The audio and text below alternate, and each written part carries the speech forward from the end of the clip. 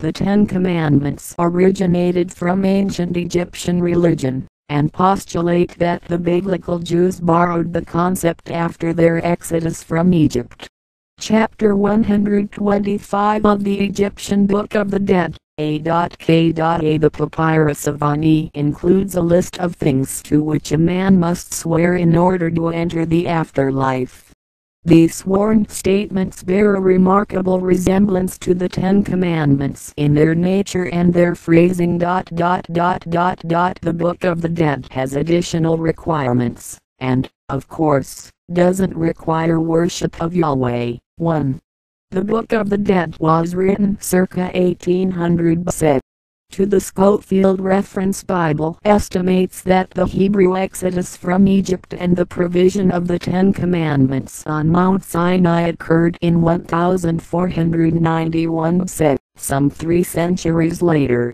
Thus, many religious liberals, historians, and secularists have concluded that the Hebrew Scriptures' Ten Commandments were based on this earlier document, rather than vice versa.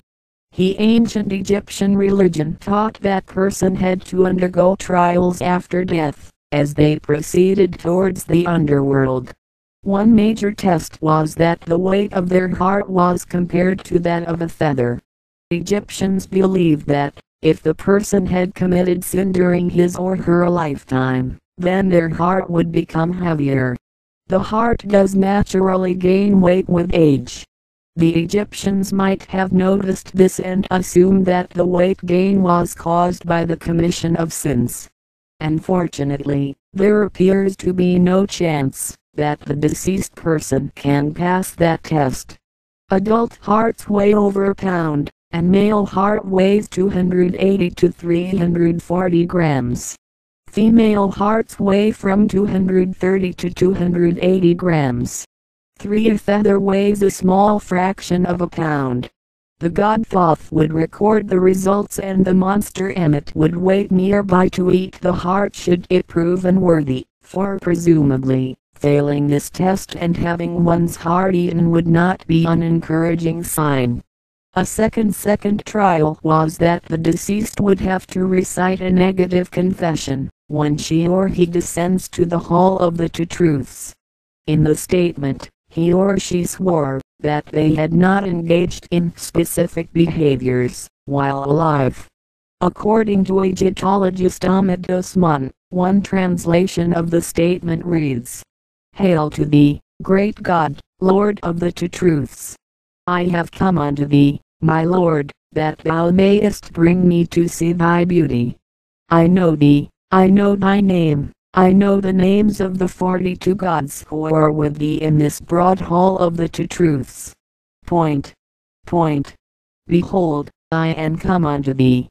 I have brought thee truth, I have done away with sin for thee.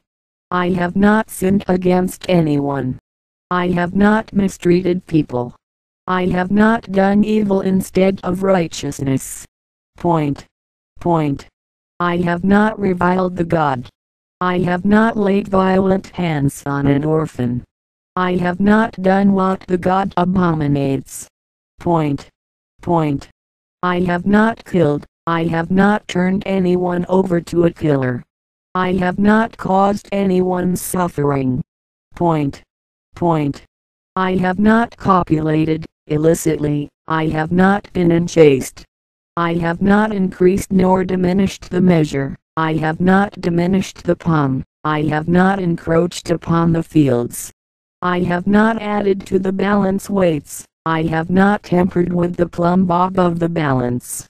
I have not taken milk from a child's mouth. I have not driven small cattle from their herbage. I have not stopped the flow of water in its seasons. I have not built a dam against flowing water. I have not quenched a fire in its time.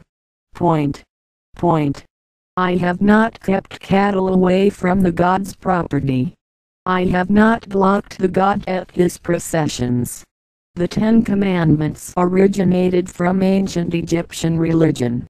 Book of the Dead, I have done away sin for thee and not acted fraudulently or deceitfully. I have not belittled God. I have not inflicted pain or caused another to weep.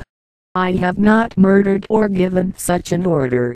I have not used false balances or scales. I have not purloined, held back, the offerings to the gods. I have not stolen. I have not uttered lies or curses. Bullet Exodus 20:7-16. Thou shalt not take the name of the Lord thy God in vain. Thou shalt not kill. Thou shalt not commit adultery. Thou shalt not bear false witness against thy neighbor. 6,7. Since, if this is so, then this is another fact, that the Christians are sinners and should not preach, and all should repent to the Egyptian gods.